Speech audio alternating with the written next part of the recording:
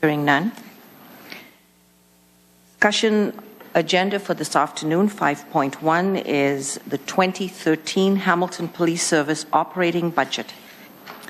Board members, as you know, the budget process for the Hamilton Police Services Board is about ensuring public community safety with fiscal responsibility. As board members, it is our responsibility to discuss, scrutinize, and review the Hamilton Police Services Board 2013 budget. The estimates have been prepared by Chief DeCare and his staff. What I would like to recommend is that we allow the Chief to make his presentation in its entirety, and once he has completed his presentation as Chair, I will open the floor for questions. So, Chief, if you could please commence the presentation. Chair of the Police Services Board, Nancy DiGregorio, members of the Police Services Board, ladies and gentlemen.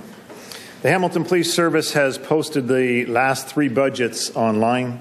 We have made presentations of the budget in public sessions and town hall meetings.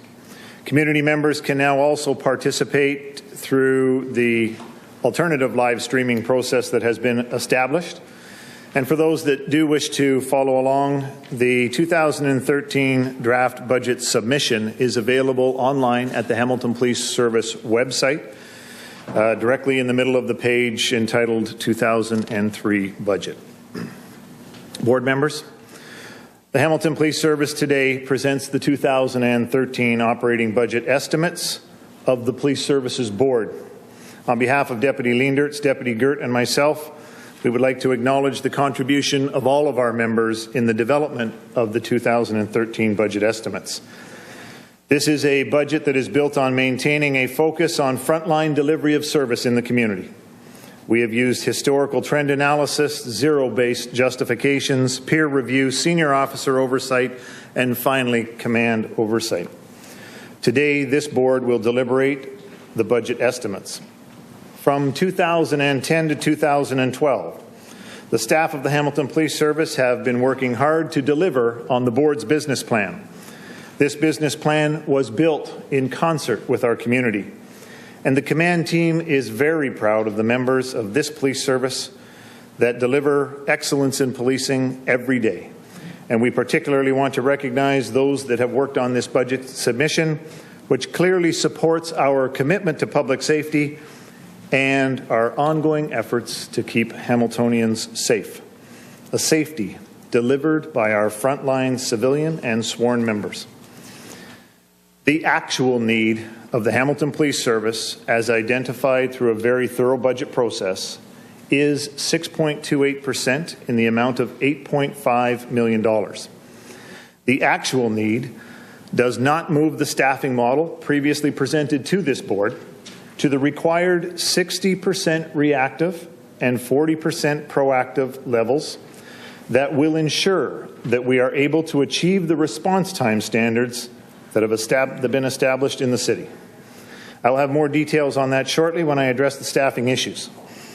I will note that this board has previously asked the service to review the service efficiency reviews pertaining to policing that were completed by KPMG and Ernst & Young, and we did look at those performance indicators and recommendations. It is important to note that the Ernst & Young report made full recommendation to adopt a staffing model of 60% reactive and 40% proactive time in the policing report. This, in fact, is the same finding that was advanced by the Hamilton Police Service in 2011 through our 7-year strategic staffing plan. The actual need of 6.28%, $8.5 million, includes increase of staff of 27 for frontline delivery of service and a civilian. I remind you that that is in fact the actual need for 2013. Our staff have strategized through multiple scenarios for consideration. We have assessed and prioritized our facilities, our equipment, our staffing needs in light of the direction of City Council, the economic indicators in our current environment, and our desire as a service to provide effective and efficient delivery of policing services within our community. Our strategic business approach remains on track, and we have moved logically through the phases of organizational structural change, focusing on our business strategies, and we continue to focus on skills development and business systems components as we move towards our vision of the future. We remain committed in our focus, and we have prioritized our efforts focused on our people, policy, training, supervision, and our accountability measures. We have undergone restructuring in 2010. We created community mobilization. We created professional development, risk management, and the SIU liaison position. The benefits of those changes are paying off in risk reduction, officer safety enhancement, and liability reductions for our service. Over 40 policies have been upgraded in 2011, and an additional 55 policies upgraded in 2012. And we are working to ensure that our policies are current, that they are based in best practice, and that they provide clear direction to all of our members. Our goal is to maintain the safety and security of our city and to ensure that we are as safe tomorrow as we are today. We have worked in support of the city departments, like economic development, in their bid to bring business to Hamilton, because we know that public safety is paramount in attracting and retaining the families that choose to settle and raise their kids in our city, as we strive to be the best place to raise a child. In 2011, our management staff completed a very strategic, evidence-based work that has greatly assisted us in assessing our current state with a focus towards long-term planning. We have worked to identify gaps in business process and support systems, which in turn impact the delivery of service to all of our citizens. We have analyzed Statistics Canada data related to crime rates and to crime severity. We have looked at the Ontario Municipal Board data related to population, growth, staffing, and service delivery. We have completed the second 5-year workload analysis. We have researched our deployment models for 7-year strategic staffing decisions. We have completed a pilot project focused on business process reengineering, and we created the Case Preparation Unit, which meets our business need and objective to reduce time that is spent by our officers on the administrative functions. The Hamilton Police Service has maximized efficiency of current staff, but we can no longer absorb additional demands. The 2013 demands for policing in Hamilton require an increase of 45 officers and 16 civilian support staff for 2013. And the long-term vision of the service is to grow with our community with an additional 140 personnel by 2018. Given all of the considerations just outlined, our staff have in fact been able to restrict the 2013 budget need to our final request of the city from 6.28 million, 6.28% or 8.5 million to 5.25% or $7.1 million. Last year, the Hamilton Police Service advanced the lowest budget request of the service in the last 10 years at 3.37. We are unable to meet that similar goal this year. The city request of 0 would mean that 86 officers would be eliminated from our service. If you remove the contractual obligations contained in the collective agreement that is negotiated between the board and the senior and junior police associations, the Hamilton Police Service request for a budget increase in 2013 is 1.59. The Hamilton Police Service requires a total of 61 new staff members. We have completed the 7-year strategic staffing plan, and as a service, we adopted the 60-40 model for deployment targets. And I would remind you that that is 60% of our frontline officers' time that is to be spent on reactive calls for service, and 40% of their time on proactive issues addressing community concerns. In a recent review of policing in the province of Ontario completed by Ernst & Young in 2012, as I mentioned a moment ago, they made recommendations to adopt the 60-40 model, and it is noteworthy that the Hamilton Police Service made their commitment to this position in advance of that report. Throughout 2010 and 2011, and to date, the Hamilton Police Service have focused on maximizing of resources and business processes to support the frontline delivery of service. We have undertaken the case preparation unit to reduce administrative time, and in fact, we have reduced that time, the average from 4 hours and 17 minutes in the preparation of a Crown package to 1 hour and 4 minutes. We have commenced the enterprise resource planning process to chart the course for electronic scheduling, for time and attendance management, and we have put in place a crime analysis coordinator to undertake a gap analysis in database and software support for the strategic analysis of citywide crime. We have completed a shift schedule alteration, and we anticipate that will be put in place in January, and our anticipation is it will have a significant impact on the calls for service and our response times. And we currently are reviewing court staffing, which is ongoing because our increases in cases have taken place before the courts, and we are experiencing increased prisoner volumes. What we have been doing for the last 3 years is in fact seeding innovation to expand our capabilities. While those projects continue to produce important service improvements, the current staffing model percentage sits at 65% reactive and 35% proactive. In order for us to maintain for tomorrow where we are in fact today, the service would require 29 officers. The actual staffing request for 2013 has been finalized at 21. The focus is putting more officers on the street for frontline public safety to support our current education, prevention, and enforcement efforts. Our strategy is working, and the dividend produced by our service is not only significantly reducing the crime rates, but also supporting the city's goals to enhance economic growth and vitality. We will now review some of the details of this request.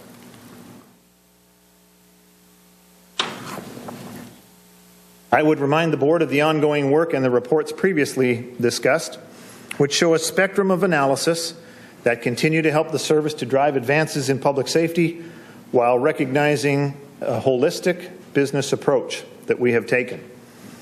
Workload analysis has been completed, looking at our response times, our beat distribution by work, productivity, our reactive and proactive time. We have looked at cost containment, and we have taken initiatives like the HVAC replacement in Division 1 and our vehicle life cycle program. We have generated revenue through the amendments to the records retention schedule and the fees that are associated and were approved by this board with respect to towing, pay duties, and administrative fees. And we have completed the 7-year staffing strategic forecast in 2011, as I mentioned earlier, and our business plan survey was completed. And all of that work was done amidst the backdrop of diminishing provincial and federal funding. To help ourselves with these challenges, we have in fact in 2010 restructured and realigned the organization with the approval of this board. In 2011, completed a multi-level strategic review. We presented the 2012 budget request, which I remind you was the lowest request in 10 years, and we went through these exhaustive reviews that are listed here. And I would add to the ones that I've already mentioned, the computer services redesign, the emotionally disturbed persons protocol with St. Joe's, and the introduction of the Social Navigator program, fully supported by the City of Hamilton. Contained within the 4.84 is the new complement of staff at 1.22% or $1.6 million. The building of the 2013 budget in the building of the budget, our collective bargaining agreement pressures, as negotiated by the board, are in fact 3.62%. Without the service, budgeting for one net new item Our starting point to create this budget is, in fact, 3.62. The 4.84, or $6.5 million pressure, comes from salary, benefits, and OMERs that are negotiated within the collective agreement and combined with the 1.18% required for the staffing increase.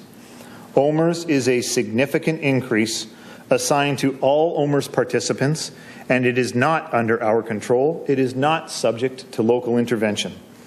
The collective agreements of this board expire with the associations at the end of 2012. 88% of the police budget is salary and benefits, leaving 12% for service delivery maintenance.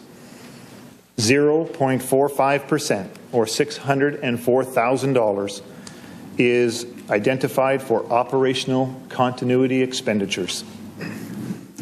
The Hamilton Police Service is responsible in law to provide crime prevention, law enforcement, assistance to victims, public order maintenance, and emergency response. And the city is responsible in law to provide the infrastructure, the equipment, the facilities, the vehicles in support of the policing efforts. The Hamilton Police Service continues to deliver excellence in policing and are producing substantial amounts of work that contribute to the safety of our public. In totality, there are 10,000 less people that are victimized by criminal incidents in our city today than there were in 2002.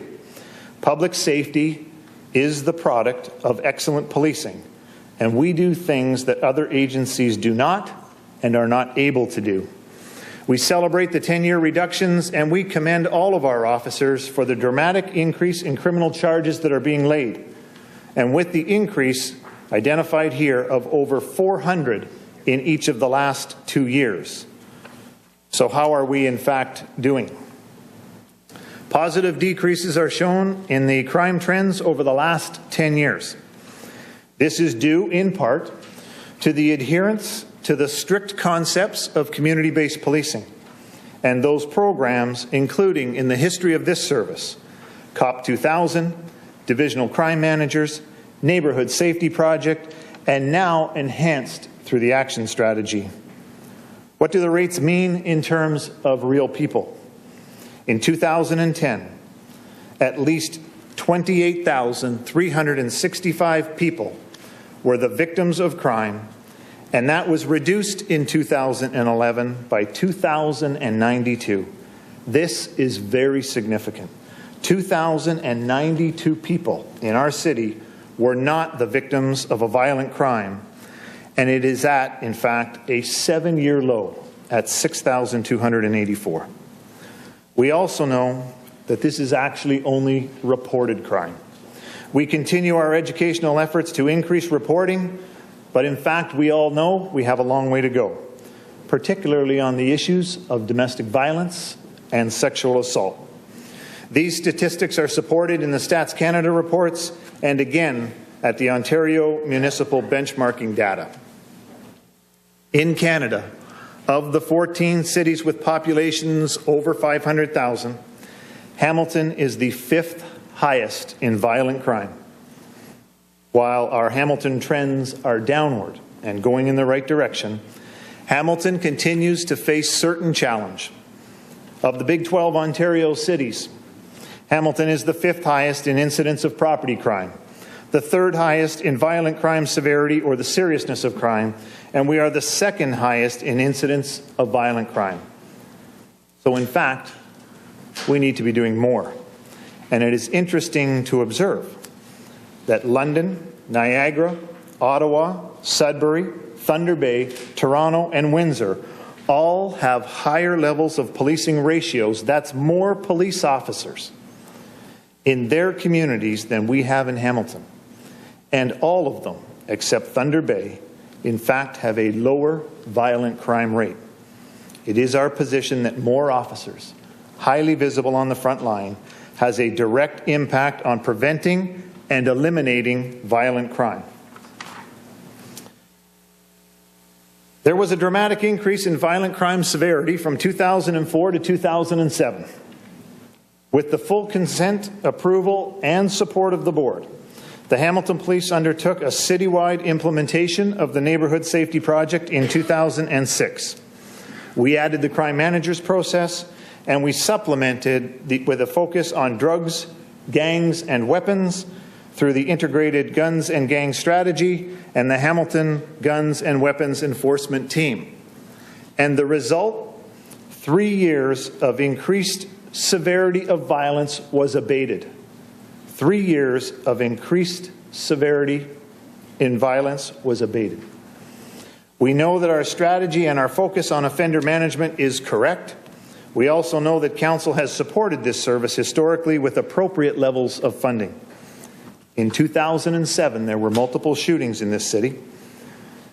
Our response, we had to shut down a homicide team and start a shooting team.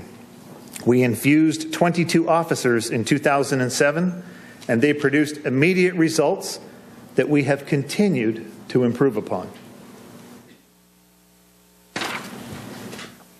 While our patrol calls for service remain relatively stable at 85,000 per year, and the distribution of calls as mandated in the priority response system, our policy, they remain equitably distributed over time. The time that is required to complete those 85,000 calls for service has changed dramatically by 36,000 hours. And for some perspective, that is equivalent to 21 police officers that are required to do that additional 36,000 hours of work. And we did not hire 21 officers over the last 4 years. So our commitment to continuous business process improvement over the last 4 years has resulted in a cost avoidance of $6.4 million. However, we are saturated and we can no longer support this level of service delivery. Our staffing has not increased proportionate to the additional hours of work that are required. The impact of the action strategy in 2010 on the reduction in robberies is very significant. The reductions in priority zero calls is at the lowest level in 6 years, and the reduced incidents of violence continue to be positive. What is also very important in terms of resource consumption is the increasing number of festivals and demonstrations. We are able to deploy our action teams, and we do our very best not to divert resources from the divisions as they are required to maintain operational continuity. So how are we doing on the issue of enhancing personal and public safety? We are seeing an increase in the arrest numbers for the service over the past 3 years. This equates to more criminal cases, more Crown packages, more prisoner management incidents, and no doubt this adds to the ongoing decrease in overall crime. However, there are in fact additional expenses with the overtime and court time requirements to prosecute those cases. And we continue to hold the public trust with approximately 80% of the people feeling safe in our downtown area. The 12-year staffing of the service is presented here with the grant-funded officers included. If we remove the 67 grant officers currently approved, our staffing levels remain at 2007 level, and I remind you that our time on calls has increased in the last 5 years by 36,000 hours, as I have just mentioned. Also, there has been essentially no civilian expansion in our organization to support the frontline delivery of policing services. The Hamilton Police are, in fact, a very lean organization, and with increased demand, we are saturated. The Canadian average of criminal incidents handled by every police officer is 30. The Ontario average is 30, and in Hamilton, the average is 35, and recent stats have advanced that to 38. We are the third highest of the Big 12 policing agencies. We are, in fact, producing more work per officer, and that is value for the money that is invested in policing. Analyzing Statistics Canada data, for Hamilton to move to the provincial average, we would need to hire 220 officers. Of the Canadian cities with populations over 500,000, we are the 7th lowest in ratio of officers to population, and of the 6 Ontario cities with populations over 500,000, Hamilton has the 3rd highest crime severity index. So more work is getting done with less, and much of our work that we do is in fact unseen. Thefts remain stable at about 12,000 per year, as do the offences of failing to comply and fail to appear. In 2011, it was the highest number of impaired drivers ever arrested on our streets in the last 15 years, and we are on track this year to surpass last year's record. Note here the dramatic increase in drug offences, with increases of over 400 cases in each of the last 2 years, and we anticipate greater enforcement this year will lead to over 2,000 cases. Fraud remains a critical issue in our community. With institutional fraud, fraud against charitable organizations, and fraud related to seniors, we do not have the sufficient number of fraud investigators that we require. Child pornography cases. The numbers are in fact quite low, but investigations are extremely complex, and the average cases contain over 1 million images for review, catalog, and determination, and we draw resources from other areas of the service to supplement larger, more complex cases. We are on track to complete 700 death investigations this year. Our missing persons remain relatively stable at 2,400, and although we have a new procedure with St. Joe's that is very significantly reducing patient wait times, we are witnessing an increased number of apprehensions under the Mental Health Act, and a full report regarding this issue will be presented to the Board in December. The demand for policing service continues to be at the highest levels. Our 911 emergency calls continue. They continue to rise, the last year from 15,000 to 18,000, and the same pattern is evident over the last 24 months. The computer-aided design, or CAD, calls for service events show the same increase to match increasing demand for a police response. And we track the times that a call for service must wait in pending because there is no unit available. No unit available situations generally occur between 20 and 40 times per month and rise dramatically in the summer months at a time when our call volume is also in fact at its highest. However, when there is a priority zero call that involves imminent death or bodily harm situations, our officers drop absolutely everything and we go and we attend to these circumstances. The City of Hamilton is doing very well on the issuance of building permits supporting growth. This venture is both diversifying and expanding the tax base. The Real Estate Investment Network cited Hamilton as the #1 place to invest. People will invest. They will move to, they will work in Hamilton because we are producing a safe city. The Hamilton Police Service is committed to public safety and providing excellence in policing, and doing so in the most cost-effective manner. We are working diligently to reduce the incidents of impaired driving that take place on our streets through education and enforcement. And as I mentioned, we have seen the highest number of impaired arrests in the last 15 years last year. We are outpacing that this year, and we are also outstripping the number of ride stops that have ever been completed in our history. We have reduced our citizens-involved collisions from 8,468 as of October 2009 to a low of 7,302 in October of 2012. That is a year-to-date reduction of 1,166 collisions. That's 1,166 people that didn't crash, that did not get injured, that did not go to hospital, that did not have an insurance claim, and that is a 13.8% reduction.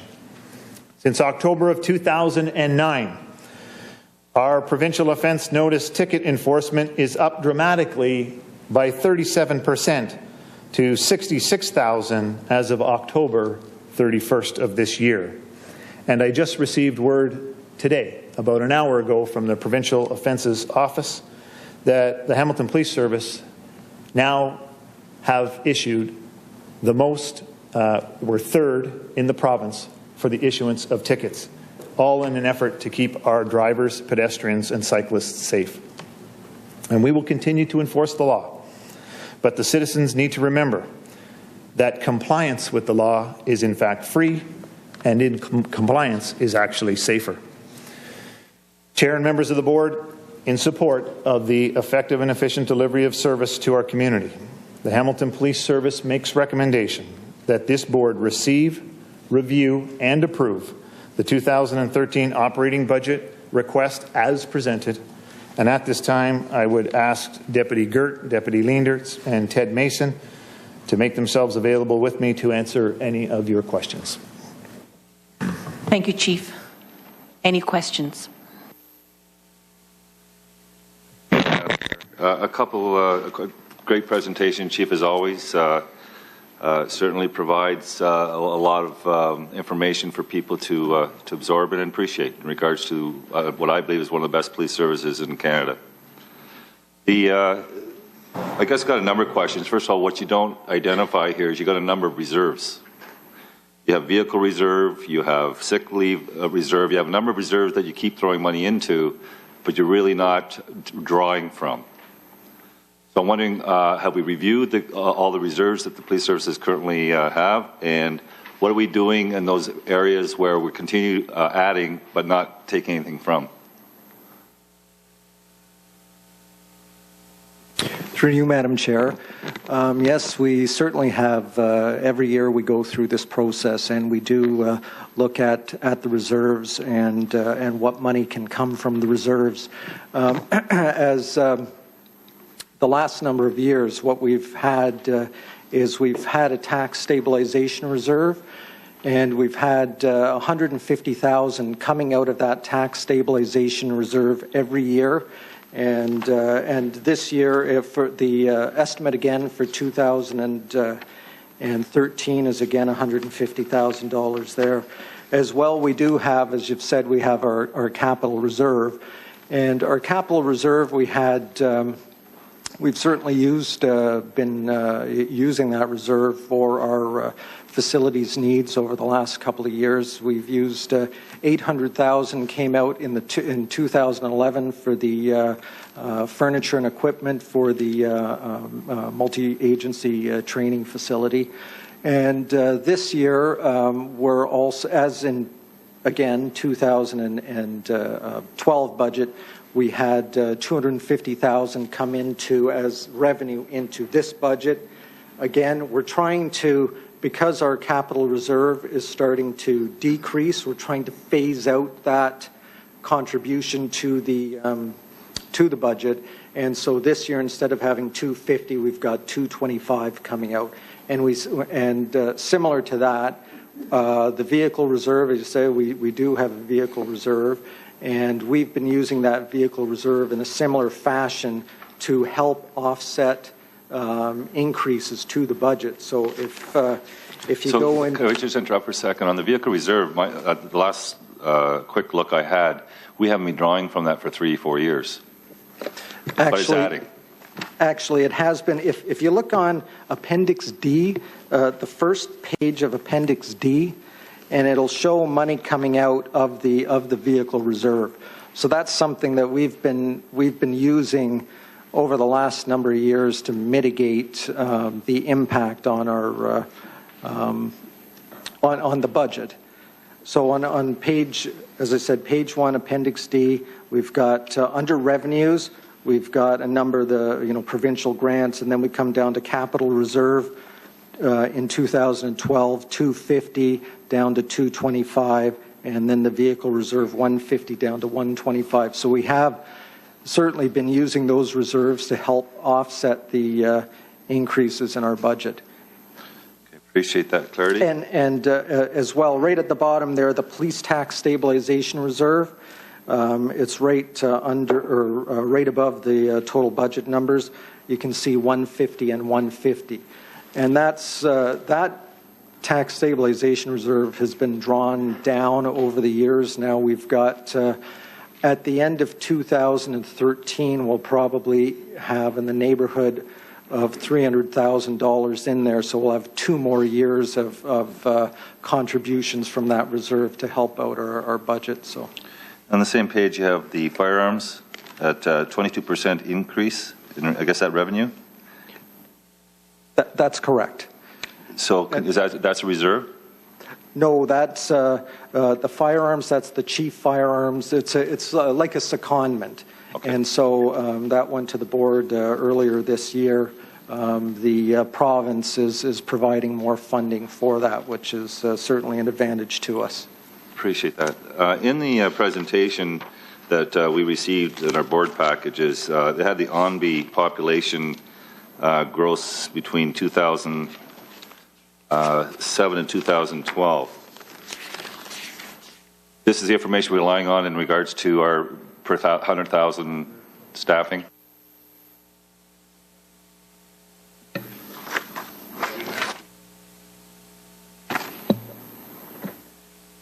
Yeah, we've used the OMBI data. We have looked at Stats Canada data as well, and we have used that in the preparation of the ratios that you've seen today. Okay, so when I look at the Hamilton since 2007 to 2012, it's indicating there's been a 12,000 increase in population, 12,876 population increase. That would be your understanding? Well, we also compared that against the city's data, and what the city has advanced is a population of 519, and that works out to about an increase of 14,000. And when you apply the ratios of policing that has been established in the city over a period of years, which is 1.53 officers per 1,000, the increase, which has predominantly been in the Binbrook area, would indicate that 22 officers are required to police that amount of people that has been increased in the population base.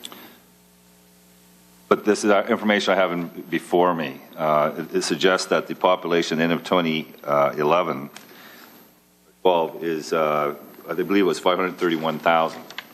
Yeah, the OMBI report says 531,000, but the city has issued a directive that agencies, boards, commissions, and division will use the population of 519,000. So although we make reference to the OMBI data, it is compared in contrast to what the city has said is the population at 519. Okay, so then if I understand that to be accurate in regards to today's population, when I go back to 2007, is the ONB number still accurate, or is there another number that we should use to determine the actual growth between 2007 and 2012? Yeah, we did not go back and look at the OMBI ratios in relation to population and officer ratios for 2007 and advance those. So when I use the ONB numbers, it's actually 12,836. That's from 2007 to 2012. I've been told now that the actual population is around 519,000. So actually, this is based on a 531,000 population. So the actual growth would be smaller than what's indicated on this page. The growth that we are identifying and relying upon is the city-issued statistic of 519,000. Okay, I'm just trying to determine, Chief, the growth since 2000. I think it's significant because the comparisons I want to make, I want to make sure I'm working with the right base. So that's why I'm spending a little time on understanding the actual population differential between growth since 2007 to 2012, because I will be asking questions in regards to communities like Halton and others that had significant growth well beyond ours. But I want to make sure that, the benchmarking in regards to Hamilton, there's consensus on. So we're looking at 12,000 growth based on the ONB information. It's the best information we have in front of us now. That and the city's population growth is earmarked at 14,000. So we're in the right area. Appreciate that. Councillor, is that another question? Because we do have members of the board, other members of the board who have first-time questions. Well, Madam Chair, if you want to have a different budget process, because I got lots of questions on the budget. I'm sure the public like to hear those questions asked as well. You will be. I will give up the floor, no question. I only asked 3 questions so far. I just wanted to get clarity. But if you want to move this along, I'll reserve. I'll wait till everyone finishes their questions. Right. And I'll ask probably more than a dozen at least. Thank you. Mayor, you have a question? Thanks, Madam Chair. Chief, on the 7-year strategic staffing plan, what is the outcome in the 7th year? How will it progress through the 7 years?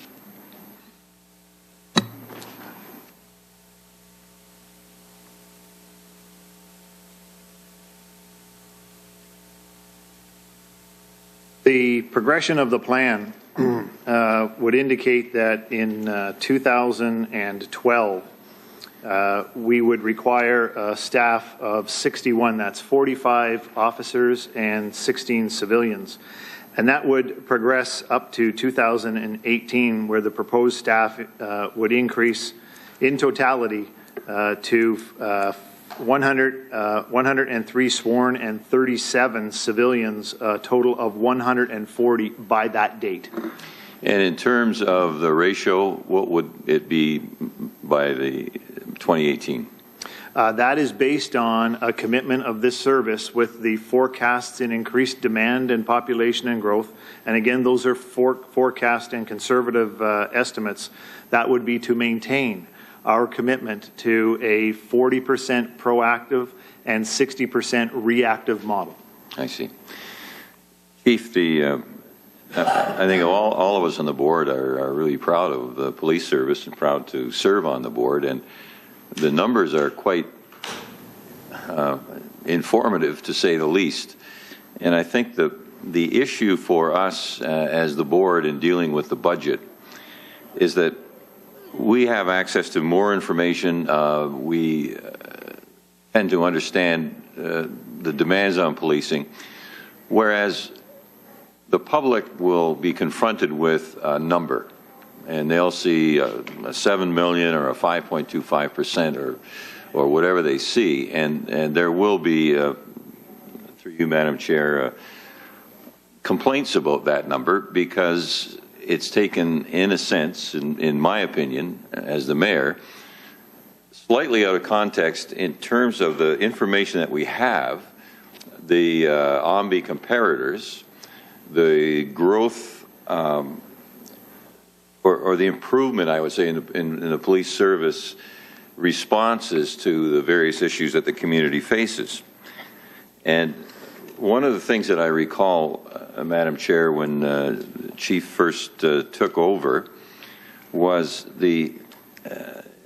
you made a comment, Chief DeCare, about public disorder and the fact that you wanted to see that you would, as the chief of this city's police department, address that in strenuous ways. And so what's your feeling? We saw the numbers, but just from when talking to the public, without getting into too many statistical details, what would you say as the chief has been the effect of the policing over the past couple of years, in terms of the phrase that you use, public disorder, and the other issues that you are confronted with as the chief? The position of this service has been, for a great many years, research, at least going back to the reports on COP 2000, a commitment to public safety and improvement of the quality of life of our citizens. And with the focus and the change that has been driven by this board and by this service over the years since 2000, we've put in place the Core Patrol. We have grown the Core Patrol into the action strategy. We have put in place the crime managers.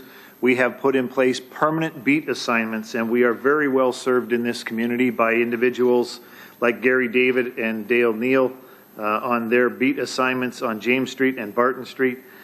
We have done a lot of research in this service. May of 2008, the search report, Substance Use Related Crime in Hamilton. That report is very clear.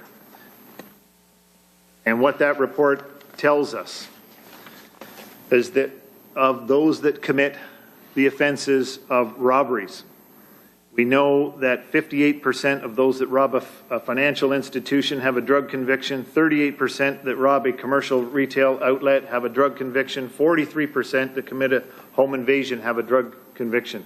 We know that we have a lot of work to do at the street level.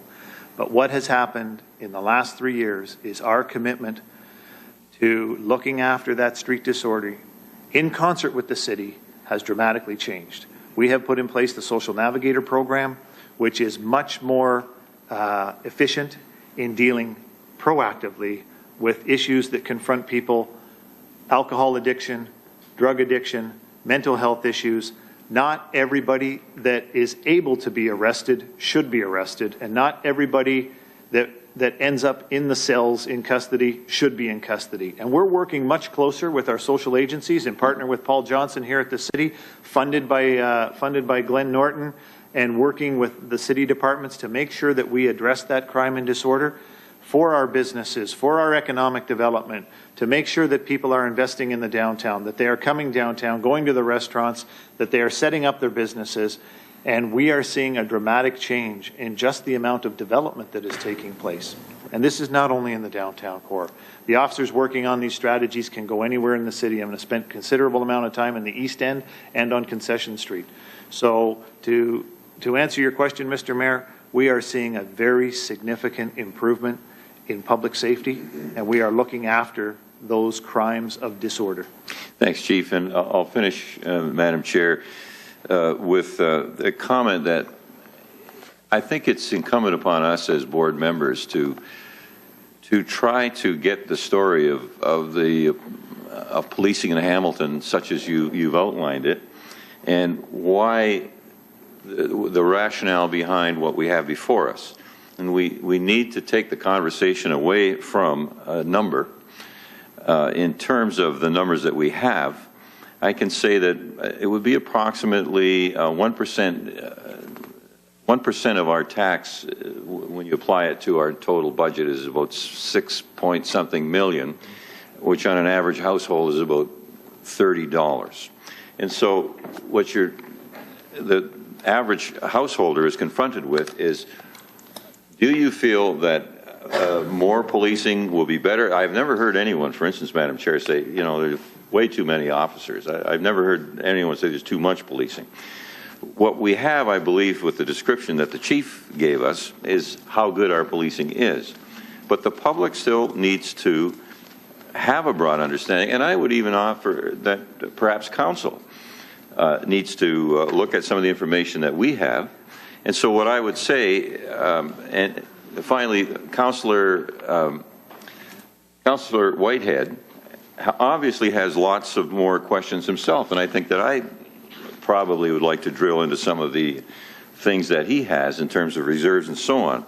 So what I would suggest is that at the appropriate time, I would receive the report and refer back to the board, and in the meantime, do the piece with the public and with our colleagues on council, so that we don't simply confront the situation with a headline tomorrow that says all this more money for policing. I think we'd have to do a little bit of education for ourselves, for our colleagues, and for the public.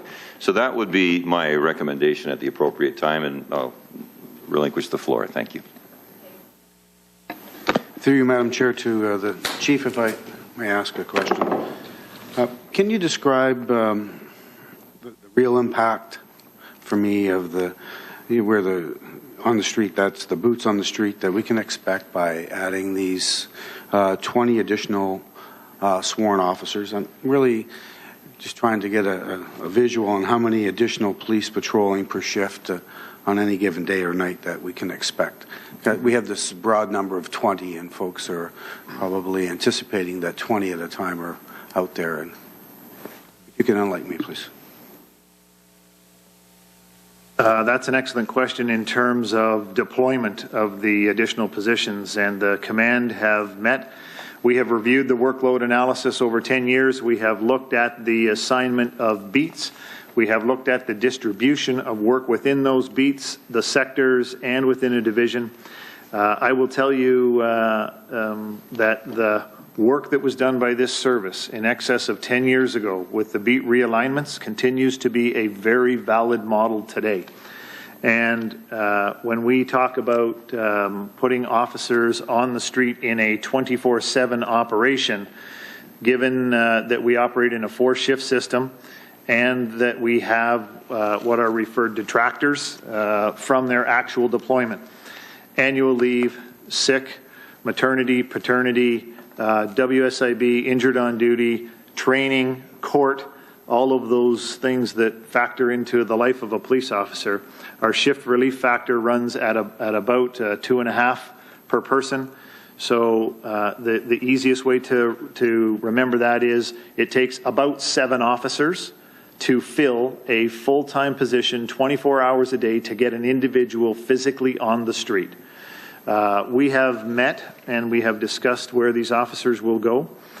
We will be assigning the 20 officers, if approved, to the frontline divisional patrol in Division 2, to the frontline divisional patrol in Division 3 in a sector support model. We will be assigning individuals to the central breath unit. As you've heard, the impaired driving continues to be on a very significant increase in this city. And we will also have joint responsibilities for those officers in traffic enforcement.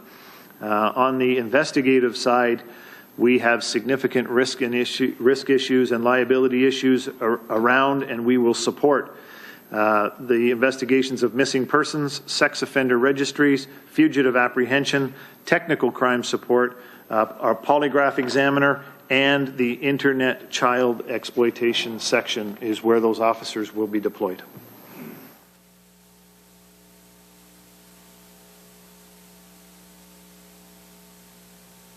Thank you, Madam Chair. Chief, thanks for the presentation, and to the crew that put it together. I'm going to cut to the chase a little bit. I think, my first question, really broad question, would be: is there a plan to take this budget on the road and for the public? Would be my question through you, Madam Chair, to the Chief. There is going to unfold the same strategy that was developed and designed in concert with the board last year. We have started that through the publication of the budget documents and that online.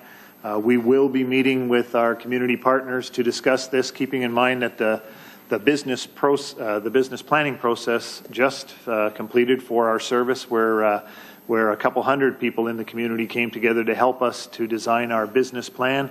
We consider those to be important partners as we go forward, and our efforts will be spent.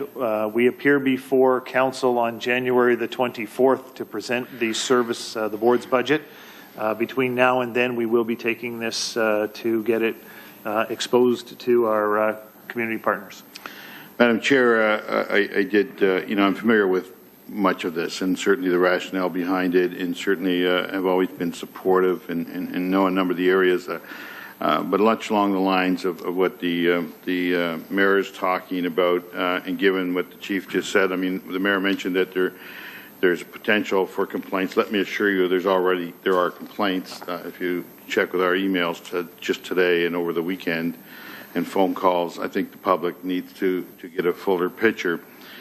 Chief, I need to share this with you too, as much as I understand it all and relate to it. The 5%, given our environmental circumstance, just doesn't fly very well given the budget pressures we're under as a council. And I think I need to put that on the table because I would certainly, and I had discussions with the chief, with the mayor, and certainly my colleague, Councillor Whitehead, today, saying that I was in a position only really to receive this tonight, certainly to review it further, and certainly not to approve it. I couldn't. And coming from me, it's only because, when you look in our community and you look across the country and you watch everything from our local media to our national media to the international media where fiscal cliffs are occurring, and as much as we what I really have appreciated at the police service is that we've been really well organized, really focused, and I still maintain that. But the bottom line is, I guess, if from a corporate perspective, I have to say to you, Madam Chair, through to the chief and to the great team that I've worked for so long, 5.25 right now doesn't fly, and it doesn't fly because of the pressures that we're looking at. I mean, I know as we move towards budgets, just today alone, there's some very critical items that we're looking at that we're just putting in billions to the budget cycle, and quite frankly, A number of us today inside know we want to accomplish these things and want to approve them today at GIC, but we just wouldn't do that because we want to see the total picture. So in addition to the fact that I think we need to allow the public an opportunity to go through the process. I know the good chief and staff will be coming in to see just the councillors alone, and as well as we've taken it on the road. Some of the very people that have used this service the most sometimes complain the most about the cost. But the bottom line is we need to go through that process. So I certainly need to send the message across the table that I'm very uncomfortable with the 5.25. The best I can come up with tonight is to say to you that I would certainly delay that. I will not approve it tonight, and subject to carrying out further communiques with the public, and certainly, going through the process, Chief, of visiting the various agencies that you have in the past to explain in detail and, in essence, sell this budget at whatever level. But if I was sitting in a corporate room right now, I would probably have to say to you, Madam Chair, through you, that please go away and take another look at this. And I'm not talking about a 0% increase. I think that's totally unreasonable. And I know we talked about 60R, 40R, now we're 65R, 35P, or whatever, and down to a total of 21. Maybe that's where the variability's got to come. I mean, when you can come out there today and say we're going to hire 20 new, and I feel so strongly about this service and what it does. I'm just telling you that's a very tough comment to make in this economic environment across the board. You got people like your neighbors that are working at the various industries and the various organizations. Everybody is cutting back, and we know we need 20 more at a minimum. And I think that needs to be shook out a little bit in more detail. And so today I'd be more than happy to, Madam Chair, if the Mayor is going to make that motion to receive and to proceed with the further review and expo to the citizens and those other people that we have consulted with in the past. I would be more than pleased to second that motion to move it forward and to, in the spirit of hearing these comments and going back on a very corporate basis and seeing if we can do more. Thank you. I actually appreciate that Councillor Morelli did talk to me during the GIC and indicated that it was his hope that at the very least, at the very most, we receive it and then and send it back and do the public consultation and so forth. So I think that is important. I do support that direction. I want to make sure, though, when we go out and educate the public, that the numbers we're dealing with here are bona fide, legitimate, or telling the right story. And so when I get into the population numbers, it's important because when you look at the first page of the presentation, it gives a stat in regards to the cumulative budget since 2007-2012, and it says that the average increases has been 30%, 30.83%. In Hamilton, it was 23.73%. What it doesn't say, that the majority of the communities that increased that average significantly were going through huge growth. 102,000 in York, it came in at 43%. 40,000 in Halton, 63,000 in Peel. So I just want to make it clear that it's great to throw numbers up, but if you don't have the context, then you believe, well, hey, Hamilton is doing okay. Well, if you start adjusting those numbers, in fact, Hamilton is right there in regards to being a fairly significant cumulative impact on the City of Hamilton relative to the budgets. So I want to make sure there's an understanding of what these numbers represent and what they say. The other concern I have, I guess, is the chief had mentioned in his report that there's 7,000 packages or Crown packages that would have to be paired because of 7,000 arrests. I need to get a clear understanding of the process. I thought arrest, you can release charges, Crown packages, and then there's certainly the conviction rate. We don't have the conviction rates here. They're missing. We don't have the charges. They're missing. But we do have arrest, and we know that arrest could be as simple as providing a ticket, I believe, to a POI, was it a POA, Provincial Offense Act, when somebody may have a joint in their hand or something along those lines. So I need to distinguish exactly where the extra efforts are, where the police, and where it's impacting on the police when you talk about arrest versus charges versus going through the whole process. Because when you get convictions, you know you're tying up your police officers in the courts. And that tells a story in itself, and I don't think that story is being fully told in these presentations. So could I just ask the Chief to comment on that?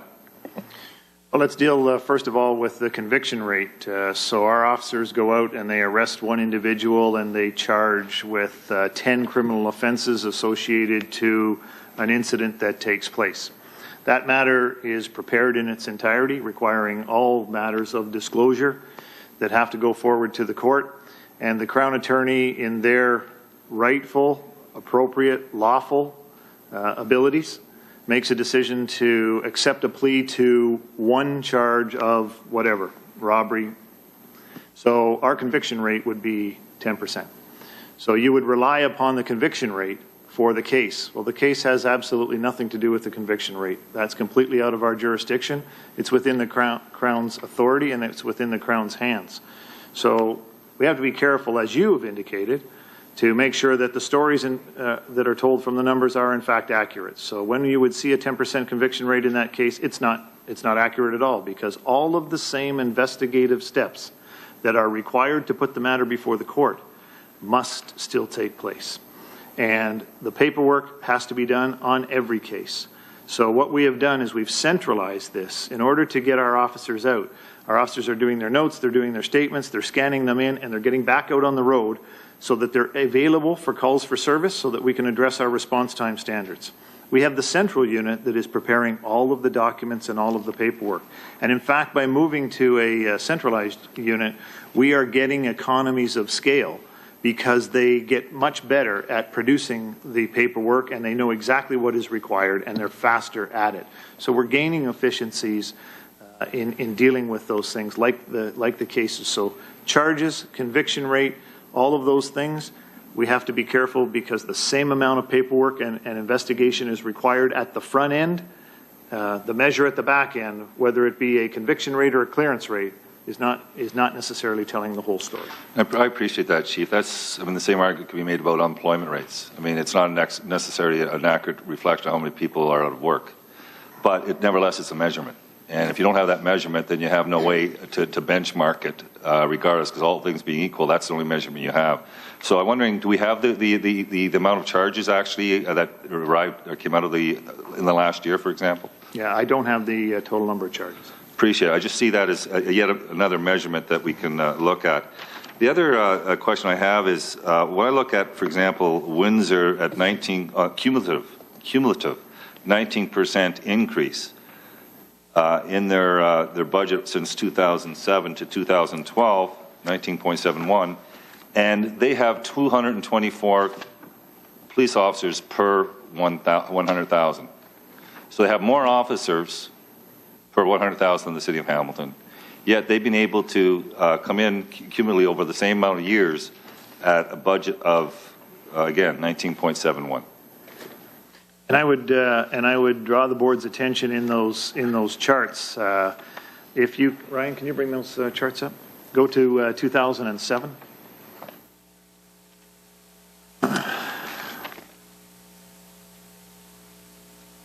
What you have before you there is the percentage increases of the various services, and we will see this over a 6-year period. In 2007, Hamilton has the second lowest budget increase of the, I think it's 16 reporting agencies on this chart. 2008, the third lowest. 2009, the second lowest. 2010, I believe, we're fifth. And 2011, we climb up to sixth. And then 2012, which was the lowest budget we requested in 10 years, we came in at third. But if you, in those charts that you have provided for you, you'll notice that Toronto and Windsor appear in the last several charts down as the lowest. They, in fact, faced significant different issues than we have faced here in Hamilton. They went through massive restrictions in hiring and their budgets, and I think that those last 2 years actually have skewed theirs to put them at the bottom. I think you would see that over the course of the years, Hamilton is in fact at the lowest level of all of the reporting agencies over that period of time, and that's quite evident on the last chart, which is before you here, that you'll see Hamilton is third lowest in all the increases. And I would agree that the councillor's comments and observations with respect to growth within different regions is an appropriate observation. Many of those jurisdictions have grown at a much quicker rate, but also you'll notice when you look at those that their amount of hires have also increased at a much greater rate. So, for instance, York Region, I believe they are requesting somewhere in the neighborhood of about 5.1 on a $274 million budget, which equates to them for 39 officers, and I think it's 16 civilians. It is a very significantly different picture that presents itself there. Quite happy to always have a look at those things, but you're correct. We need to make sure that we maintain our focus on what is best for Hamilton. I appreciate that, Chief. So the population, I'm going to revisit that, the 12,000, it hasn't grown significantly. So obviously we've been able to manage these great results that you put on the screen with the current 150 officers per 100,000. Is that correct? No, I disagree with that. Sorry, go ahead.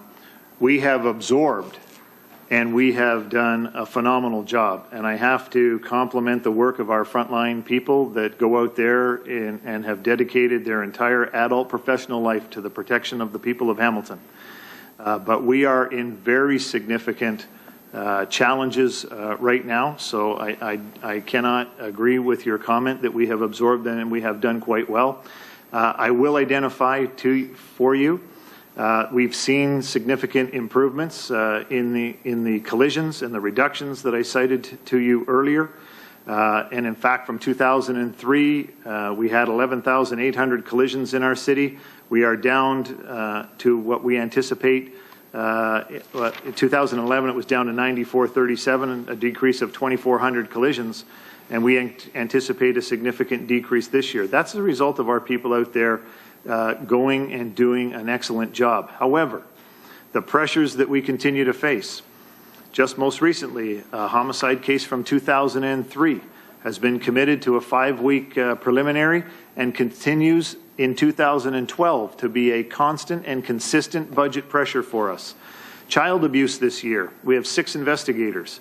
The caseload in 2012 year-to-date sits at 662 cases, which is a 151% increase over 2011. That's over 100 cases per officer, and I'd remind you of the caseload per officer for Hamilton being around 35 to 38 when compared against the OMBI statistics. These officers are carrying over 100 cases, and that is very significant. With respect to the issue of fraud, right now, as of November the 23rd, we have 71 frauds that are sitting waiting for assignment for investigators. We have 94 ODSP frauds reported to us that we do not have investigators to handle those cases. In the technical crime area, 2010 we did 4 investigations. 2011 we did 68. 2012 year to date we have done 140 technical crime investigations. These people are working and working hard. So absorbing is one component, but we are not able to do this any longer. With respect to internet child exploitation, one of our recent cases, we seized 4 terabytes of pornographic images, including over 1,200 pornographic child videos, and all of that requires a huge commitment of investigators. So I cannot agree with the fact that we are absorbing. We, in fact, are falling behind, and we are unable to keep up. Thank you for that. So we have been managing, maybe is the terminology I should be using, with the current ratio for the last 4 or 5 years. That be No, correct? I can't agree with that. We have the number of people.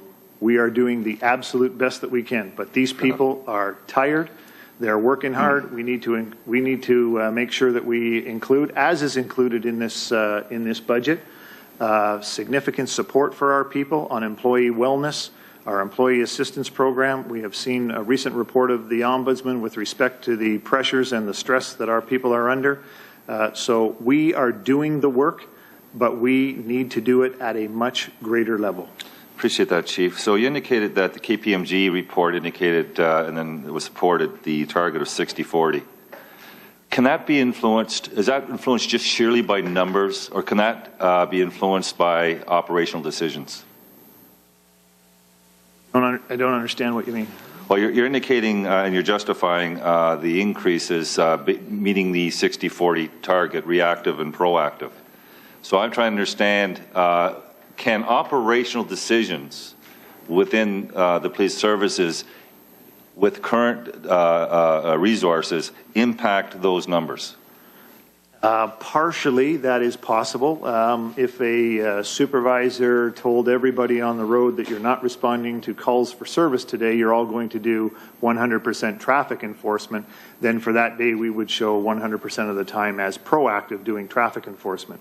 I don't actually see that happening, but certainly it can be influenced by that. However, we are guided by the priority response system. The priority response system has been in place in the Hamilton Police Service for a great number of years. It is the policy that guides the classification of all calls that enter the Hamilton Police Service. Our call takers, our dispatchers are governed by this policy. There are 3 classifications of priority 0 calls. There are 42 classifications of priority 1 calls. There are 37 classifications of priority 2 calls. 14 classifications of priority 3 calls, and this goes on right up until classification of priority 8 calls. So, to be influenced, the statistic to be influenced by an operational decision, the technical answer is yes. The policy guides what is reported to us, it guides what is the response to the call, and we handle everything guided by this. This policy includes all proactive and all reactive details for appropriate classification across 1,100 employees in the Hamilton Police Service. So currently we have the action team, and the action team obviously spends predominantly most of the time in Lower City. The stats bear that out very clearly. Currently, my understanding, there's no flexibility in the context of the action team in regards to if there's calls in Division 3 that are surplus to what the capacity of the officers on duty. There's no ability to pull officers from the action team on the mountain. Would that be an operational issue that could be impacting the proactive and reactive? Well, first of all, your comments that there is no flexibility in the deployment of the action team to calls that would be taking place in any other part of the city is incorrect. We have always said that our supervisors that supervise the action team must work in concert with what is taking place on the street, and I'll give you an example. Most recently, we had a shooting that took place on Barton, and the entire action teams that were working that night were all flooded into that area for the purpose of conducting the investigation, assisting investigators, gathering evidence, doing canvasses, checking the area. So there is flexibility with respect to the deployment that can take place, keeping in mind that those officers within the action strategy also deal with a lot of the public issues and public disorder that the Mayor was asking about earlier, and they in fact defer many calls for service by their proactive work. So we do have the flexibility to have those officers respond anywhere in the city and to have them respond to any crime. And let's talk about some of the areas that we have most recently used them. Madam Chair, I just want to I've provided a lot of latitude. I'm just trying to get answers to the specific questions because I don't want to hog all the time. So I just want to cut things a little short here. And what I'm actually looking for, example, what is the trigger in the context of an action, people, if they're all downtown on one given evening, and you got a call for service that exceeds the capacity to deliver the service on the mountain, what level of call would you consider releasing one or two officers from the action team to meet the demand in a different division? That depends on the nature of the call. If it was a priority 0 call involving imminent death or bodily harm, then my expectation would be that the supervisors, including those at communications, those in the action team, and those on the mountain at the time, make that operational call and redeploy as they need. Okay, so it's got to be a fairly serious issue, what I'm hearing. Is that correct? That's correct. Thank you.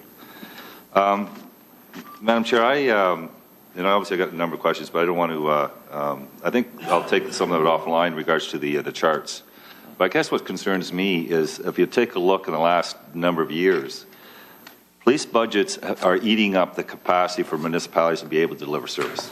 Quite frankly, more than 2 to 3%. I think that one number that was put out there is well over 5% of across the province, not just here in Hamilton. I think the average was 5%, exceeding the averages of the departmental budgets with every city by at least 2%, 2.5%.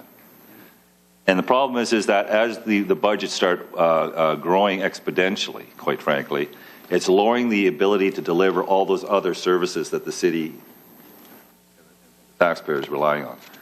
So, because something has to give. So the problem is every year you take a look at the police services budget, I don't think we've come in below cost of inflation ever. Ever. In fact, we've exceeded the last 2 or 3 years well above the departmental budgets. So when the council puts out a directive to the departments, they delivered and met those targets, and they're doing without. They're making tough decisions, but they're meeting those targets.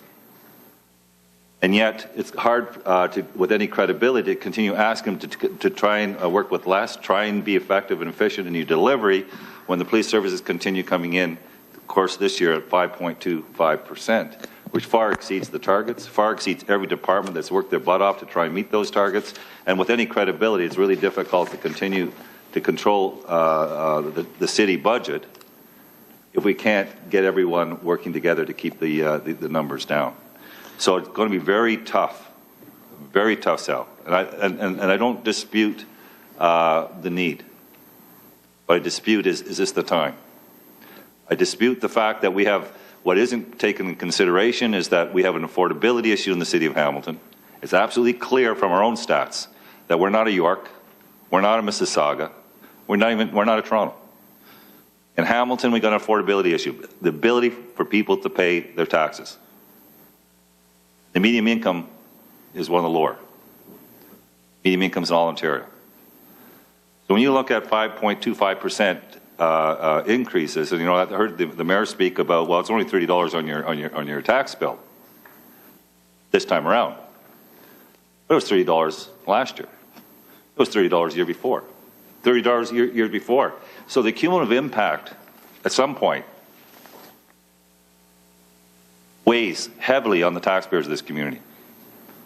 And certainly those that are struggling to make ends meet. Certainly those that have found themselves with frozen salaries for the last number of years as a result of the downturn in the economy. So I understand the pressures. And I understand the need to ensure that we don't create a community that is not worth investing in. I understand the balance that we need to strike. The question is, coming in at 20 officers this time, is that striking the right balance? And I think that's the question many of the community will be asking. I've received a lot of emails and phone calls, and I know my colleagues have because they certainly passed it on to me as well, that this is just unpalatable. So I would ask in the review, if we're sending it back and receiving, that we understand maybe a breakdown of the ask. You're asking for 20 officers. Maybe, and many of my colleagues indicated that you got to freeze it. Because here's why. I'm going to give you a reason, one of the other reasons that we haven't talked about yet. The federal government announced just recently, and of course we know about it because I think you built part of this into your budget, that the core funding is to end March 2013. I think that's built in the budget. The other thing that is identified in the FCM report This police officer recruitment fund not to be renewed in 2013. My understanding is that's $400 million that are being cut out of the budget on that one and $70 million on the other. So the municipalities will no longer have the ability to tap into those funds. And if they're not tapping on those funds, then obviously it has implication here in the city of Hamilton as well as many other communities. So could I ask through the chair to, I guess it would Ted, what is the impact on the ending or the sunset of the federal funds that we're receiving? What is the net impact? Just before I ask Mr. Mason to address that issue, it's interesting commentary that the board made earlier about taking some time to actually receive the facts of the matter so that you can make a good decision. So let's fill in some of the councillors' comments with some of the facts as it relates to the police service as a percentage of the levy within the Hamilton Police Service and the city of Hamilton. This service from 2003 to 2012 has always been about 18.5, 18.6% of the Hamilton levy. We have, in that time period, the budget increase of the Hamilton Police Service from 2003 to 2012 represents a pressure to the city of 47%. But while we're having the discussion about how it is the police budget that is driving the pressures of the city, let's make sure that we have that discussion in context. The Conservation Authority over the same time, 24.3%. The Library, 36%. HECFI, 39%. Department of Health, 22%. Hamilton Economic Development, 67%. The Fire Service, 61%. The EMS, 64% in the context of the Hamilton Police Service sitting at 47%. So while I understand budget pressures, let's be abundantly clear that what is driving that is a part of the whole picture, being the Hamilton Police Service amongst other city agencies. Your comments with respect to what is the federal funding and the implications for that within the service. The mayor sits on the Affordable, Sustainable, Accountable Policing Committee, and I have a report of the FCM that is before us. It identifies at the national level the sex offender registry. While we certainly support the sex offender registry, with that and when it was put in place comes an awful lot of work for the Hamilton Police Service. The DNA National Data Bank. We have now trained our special constables for the purpose of collecting the samples. We have streamlined our process around the issuance of those processes from the judges. We now take them immediately at the courts. Inspector Damasio was instrumental in establishing that and saving us a ton of money in getting that done.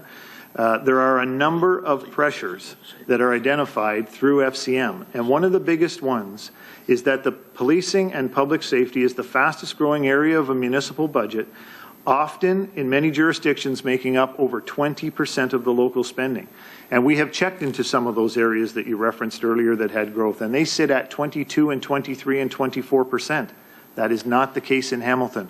We have never once reached 20% of the municipal levy. And I'd ask Mr. Mason to deal with the federal funding component. Through you, Madam Chair. Councillor, you're absolutely correct. The Police Officers Recruitment Fund grant is expiring on March 31st of 2013. This year, in the 2012 budget, we have $490,000 in the budget. It will be reduced to $122,500 in next year in the 2013 budget. So that represents a decrease of $367,500.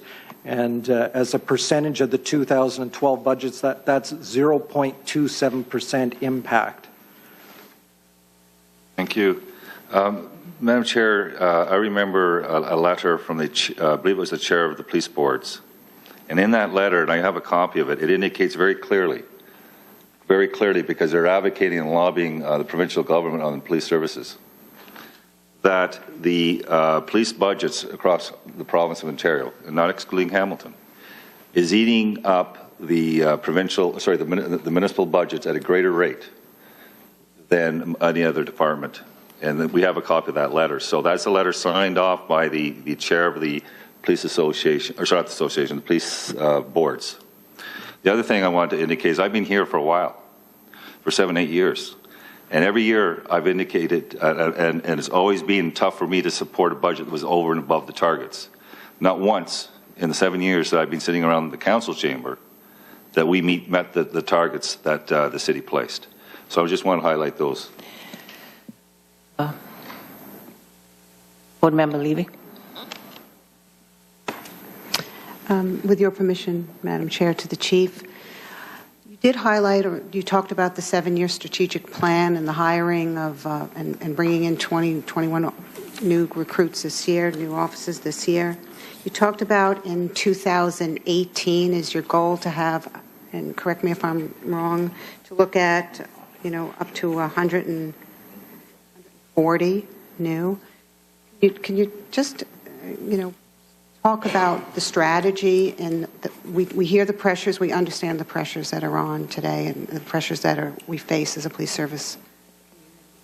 How do you plan to roll that out, and what would that look like perhaps next year and down the road in order to fulfill the pressures and all of the, and then offset by retirees? So how would that look like in rolling out the strategic, so we understand, the conversations out there when the public looks at this budget, but also thinking forward, what does that look like as we roll out to 2018? The report itself, we commissioned in 2011. We commissioned four major areas to be looked at within the service, and the strategic staffing plan was one. That committee was run under the direction of Rosemary Auld, the manager of Human Resources. And what that did is that presents for us a pathway forward. Without having a strategic plan, we're just a bunch of people that are going for a walk, and we actually never know when we get there. And this service isn't going to do that. That's why we have the board's business plan. That's why we have a capital plan. That's why we have the human resources plan now. But an excellent question. You have to have the plan. But what we are in fact doing and have done over the last number of years is we have made an absolute commitment to the business process reorganization that took place in 2010. We then have looked at many of our systems, case prep being one of them. We have the enterprise resource manager on board now. We have the crime analysis. We have the plan that we feel is appropriate. However, as we did this year, we know that that plan calls for 61 individuals to come into the service. We recognize the economic impact of that, the situation the city is in, the request from council. But in delivering the service, we are allowing the projects that we have put in place to maximize their efficiencies and to produce the best that we possibly can so that we can reevaluate what that yearly number actually looks like. So while the plan next year would call for 5, that would be dependent on what takes place in this process. That would be dependent on the continued business efficiencies that we put in place. When we move to a time and resource system and electronic scheduling of officers, we may in fact find additional efficiencies that will take that 5 off the board. What we need to have is a roadmap, but what we need to do is continue to support our business plan, our business re-engineering, and then make a constant assessment of what that means in coming forward. And I would remind the board that we clearly displayed our commitment last year when we came in with the lowest budget in 10 years. And we will do that again where the situation allows for it, and we will allow our business processes to be maximized. And these people behind me, who are the senior leaders of this organization, they are doing an excellent job in making sure that those business processes are carried out by all of our people, and they are producing excellence in policing. Thank you, Madam Chair. To the Chief, if I may, first of all, just a comment, and I do want to thank you and your staff for taking the lead and having budget discussions relatively early in the process, because to my understanding, none of the departments have delivered or deliberated, city departments have delivered their budgets yet. So we have yet to see the other city departments, the councillors' budgets yet, but they are yet to come. So it's always difficult being number one, or being the first out of the gate. My question is, though, can you remind me what the budget increase would be without the 21 new staff? The 21 new staff being removed would be 4.03. The totality of the new additions is 1.66. Madam Chair, that I would consider to be pretty much a maintenance budget without the 21 additional staff. Is that a fair characterization? We need to be clear about what that would actually mean. Budget of 4.3 would mean that those 20 officers are not entering the service. So the decision at that point for the service is we have often, for the last number of years, is we have been doing more with less. At 4.03, we will be doing less with less, and we will be cutting 20 job functions within our organization if we are not approved for the 20 new positions. I have just one last question. If you could maybe give us an indication or describe as much as you're willing to, what those reductions would actually look like so that the public has an opportunity to realize the impact. The command has met. There was a report that was authored by Superintendent Stewart last year when we started looking at these scenarios. Superintendent Stewart conducted interviews with our senior members, our senior officers. It has now come to the command, and our position would be that we will be removing the following job functions from the service. We will eliminate 5 school resource officers. We will eliminate 4 station duty personnel from the stations, and we will close the Mountain, and we will close the East End station after hours. Public that would attend there, like attending many jurisdictions across the province, there'll be a phone there that will connect them to communications. We will eliminate the 9 crime managers, and I certainly recognize that this will be one of the substantial best practices that have been established right here in Hamilton, but we will no longer be able to afford that luxury, and we will be removing 2 of the unfunded positions from the 4 positions that are within the Coast team.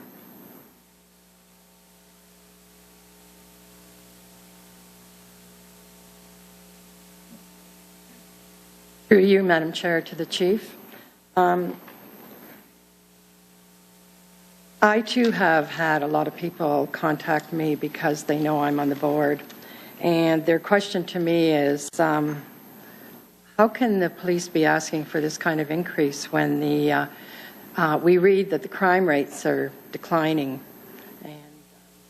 And I tell them that it's because they're declining because the police are doing their job. But if we don't put more officers, then these rates could start going up. So this is the number one issue that the people are thinking about. But another really serious issue, and I know it's something that none of us can do anything about, and it's the police officers that are off on paid leave and not doing their jobs, waiting for their cases to be cleared.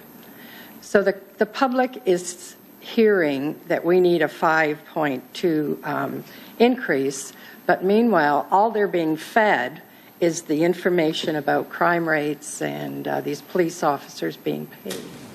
And so how do you explain to them, how do you make them understand that in order for our public safety to continue the way it is, that we do need these extra officers? How do we get past these issues that the press keeps talking about and the public is being fed this information? Those are normally questions that are easily asked by those that have neither the responsibility or accountability to produce public safety. The question to be asked is, what is the acceptable rate of victimization? How many people are you comfortable with as the number of victims that you would say is acceptable in our community? And I think the answer to that is quite clear. We want to drive that victimization rate down as far as we possibly can. 20 years ago, when we adopted in policing the community-based policing philosophy, which has grown to a true collaborative partnership in policing, if you could show those people 20 years ago what the crime rates would look like, what the declines would look like in terms of the crime rate, the crime severity, the violent crime index, the issues with respect to protecting women from domestic violence and sexual assault and children from child exploitation, if you showed them where we would be today, they would be championing, they would be standing up saying that we are a major success. And yet here we are having produced that, and I understand the affordability component of it. We are questioning ourselves from the success that we have been asked to produce. And it is the rate of victimization that we will focus on for public safety. The issue has been well supported by this service with respect to the comments on suspension with and without pay. The position of our service is that the legislation should be opened and provide chiefs the authority to make a discretionary decision and then build in a protection for the members to appeal the decision and to have a proper airing of the reasons for that. It's what happens in other jurisdictions. It's what happens right across this country. So I would think that what we need to focus on and what are the things that we need to continue to pay attention to is the incidence of how many people are killed on our roadway, the incidence of how many people are victimized by violent crime, the incidence increasing in the amount of sexual assault predominantly perpetrated by men against women in our community rose by 50 cases last year from 412 to 462. We have got a lot of work to do in those areas. So one would expect that in tough economic times, we would be restricting the investment in policing, and I would respectfully submit that that is absolutely the wrong thing to do. Now is the time to make sure that we maintain and sustain our ability to produce public safety. The measure of success in policing is not our response to crime. The measure of success in policing is, in fact, the absence of crime. Thank you, Chief. Madam Chair, if there are no further questions, I would move, seconded by Councillor Morelli, that we receive the 2013 Hamilton Police Service operating budget request and refer it back to the board for further discussion and questions. I should have asked this, but the stats bear this out that the police have provided us.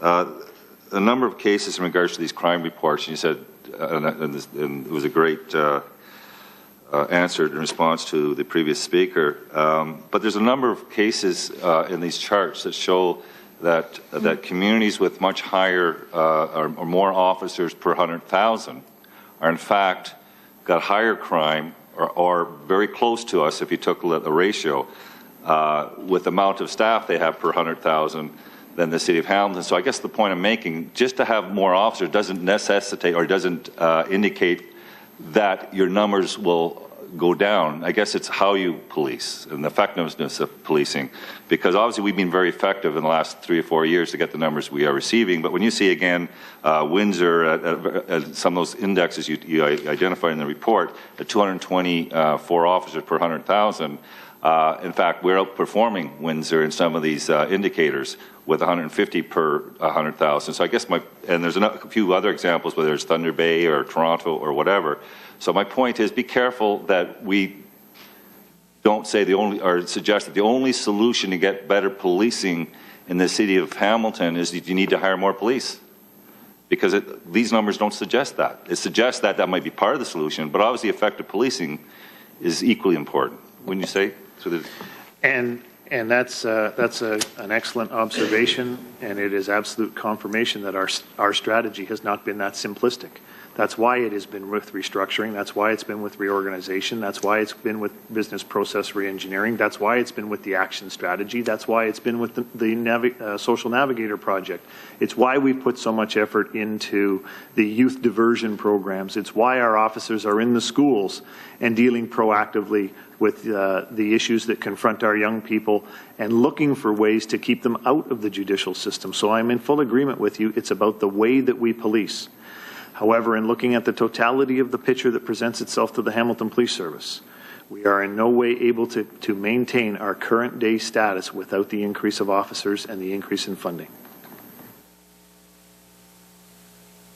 Madam Chair, I would just like to certainly comment in closing, and that's that, first of all, I know that we all understand our roles and our individual roles. I think the presentation tonight's been terrific. I want to make it very clear, though, that as a board, certainly from my position, and I know my colleagues agree, that we as a board, in carrying out our duties, and obviously this becomes our budget, inevitably, we also want to salute the excellence of all our civilian and sworn people, and certainly are on the same page. So this is just a matter of us sorting out the challenges. Obviously, the chief is here tonight to sell a budget that he feels is reflective, but I want to make it very clear that our role is to assure that we come back with the proper feedback from community and do everything we need to do with that perspective in governance. And no matter how you cut it, this is not about the excellence of our service. And I think it's important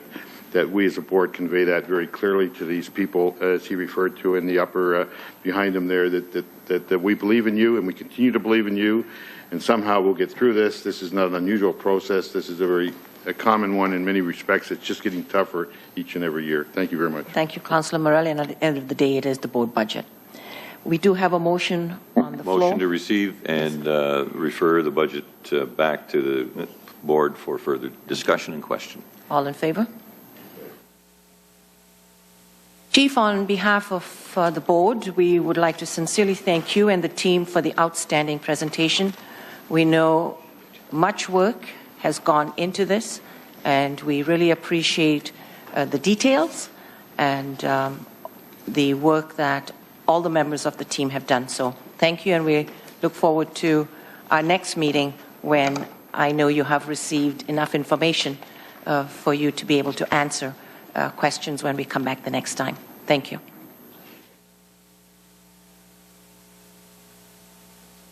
Can I have a motion to adjourn, please? Station and Morelli.